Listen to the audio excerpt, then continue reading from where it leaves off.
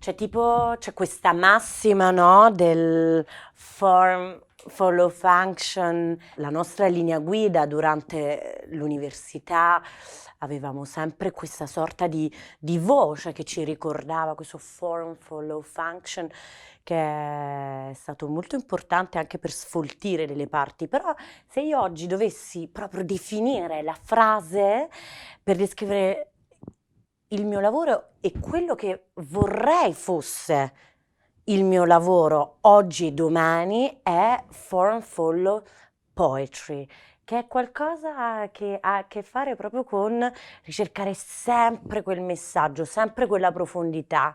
E spero di farlo nei miei lavori attuali e di riuscire a tenerlo sempre come incentivo di progettazione.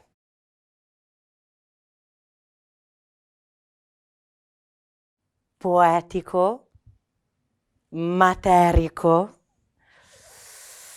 e wow!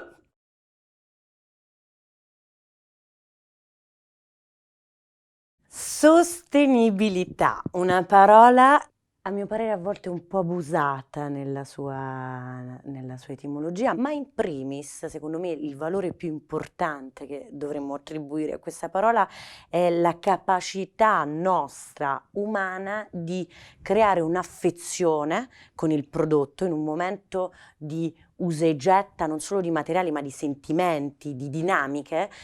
A mio parere, la vera sostenibilità sta nel grado di riuscire a intendere un oggetto, una relazione, un vestirsi in una maniera prolungata, perché c'è un fanatismo consumistico di voracità continua che ovviamente porta a una insostenibilità.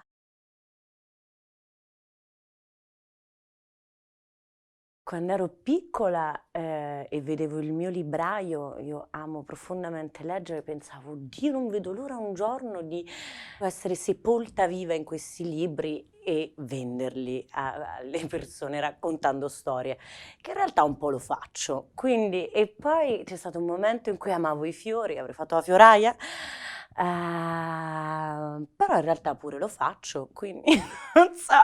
Quando chiesi a mio padre se gli piaceva il suo lavoro e lui disse no, però lo vedevo sempre felice che faceva il suo lavoro con una carica pazzesca e lui mi fa: "Ma scusami, abbiamo una sola vita, Sara, cioè se quello che fai non lo fai con il massimo delle tue energie e delle tue voglie, che senso ha?" E allora un po' quello, cioè non mi chiedo mai cos'altro, sarebbe un supporre, ho tutto così tanto ora che è super.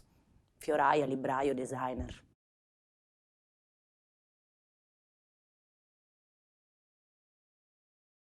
La parte digitale è uno strumento, ma non può assolutamente manipolare quella che è la narrativa che c'è a monte di un oggetto. Cioè, amo tutto quello che è il dialogo digitale perché è importante, saresti anacronistico oggi e certamente non verrò in carrozza ad Archiproducts, però è importante capire che per me è il concept e la narrativa ad essere profondamente esplorato all'inizio e poi la parte digitale segue, cioè è un cavallo che sicuramente può portare il mio messaggio molto e molto molto più lontano per creare spunti di riflessione, dinamiche di interazione e scambio, però ecco, non vengo subito guidata da un punto di vista proprio schematico commerciale, che a volte decreta anche un costo un po' più alto dell'oggetto.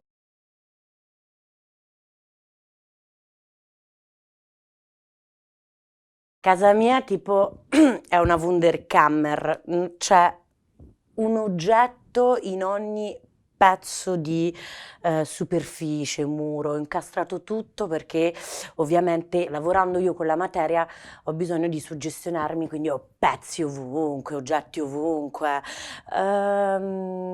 Se dovessi in questo momento individuarne uno per voi, potrei dirvi, eliminando i miei 2000 feticci che ho a casa, ho un giocattolo degli anni 50, una scimmietta che posizionando le sue mani su dei numeri racconta il gioco delle tabelline, no? E fa 3 per 3 e nei piedi appare il risultato. 3 per 3, 9! E questo piccolo giocattolo per me è geniale, perché nel processo di educazione un oggetto ti deve suggestionare, cioè devi essere divertito, devi essere coinvolto da qualcosa, e quindi il fatto di poter insegnare, anche perché forse sono un insegnante oggi, ci penso, quanto divertimento ci deve essere nelle cose. Quell'oggetto mi ricorda sempre di,